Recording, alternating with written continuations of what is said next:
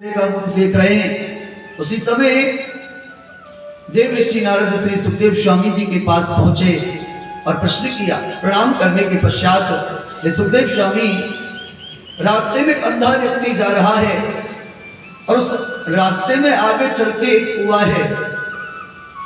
अब अंधा व्यक्ति तो उस रास्ते में जा रहा है जिस रास्ते में आगे चल के कुआं है। देखने वाले का क्या धर्म है? सुखदेव स्वामी ने कहा कि जिसको दिखाई दे रहा है कि अंधा व्यक्ति रास्ते में जा रहा है जिसमें कुआं है, आगे जाकर गिरेगा, तो देखने वाले का तो धर्म है कि उसे कुएं में गिरने से बचावे। तब नारद ने कहा, सुखदेव स्वामी, भवकूप में गिरने वाला परीक्षित है और अमोघ दृष्टा आप हो, उसे गर्त में गिरने से आप बचा सकते हो, परम पद प्राप्त आप करा सकते हो। इसलिए चल करके परीक्षित महाराज को दर्शन दीजिए। और उसी समय सुखदेव स्वामी खड़े हुए।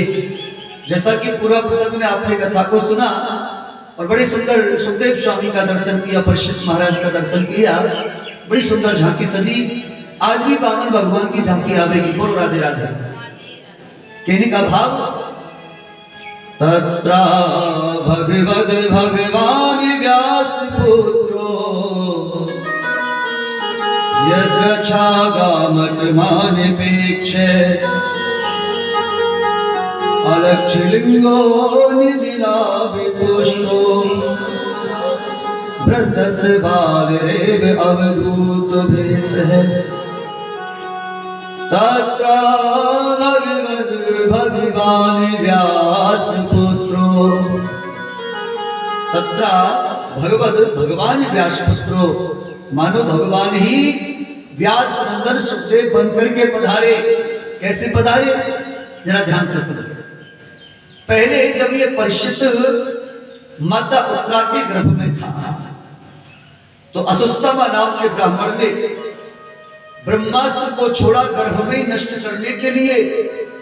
तो प्रभु श्री कृष्ण योग का आश्रय लेकर के उत्तरा के गर्भ में पधारे और गदा ने चक्र की तरह गदा को घुमाया।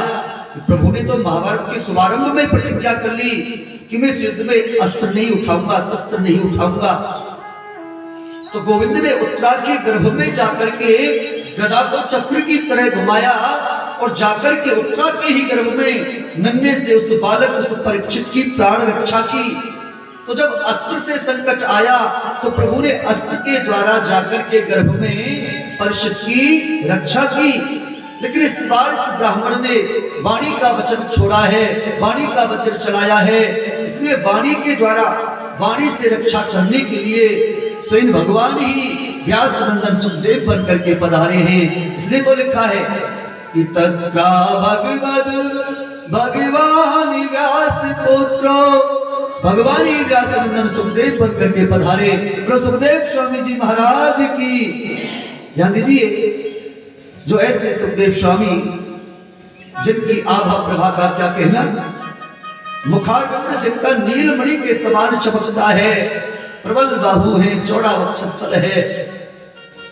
धीरे धीरे करके सुखदेव स्वामी सुखतीर्थ गंगा तट पर पहुंच गए और जितने भी वहां बैठे ऋषि महर्षि थे, उन्होंने जैसे सुखदेव स्वामी को देखा सब खड़े हो गए और आश्चर्यचकित होकर के सुखदेव जी का दर्शन करते ही बार बार प्रणाम करने लगे। अरे पूरा गंगा तीर्थ वह सुख तीर्थ सुखदेव जी की जयकार से गूंजने लगा। सब अभिवादन करने लगे। बड़े बड़े संत ऋषि मुनि, अरे स्वयं उनके पिताजी, उनके बाबा परबाबा महर्षि वेदव्यास सब उपस्थित हैं। आश्चर्य में पड़ गए महाराज परीक्षित। ये कोई साधारण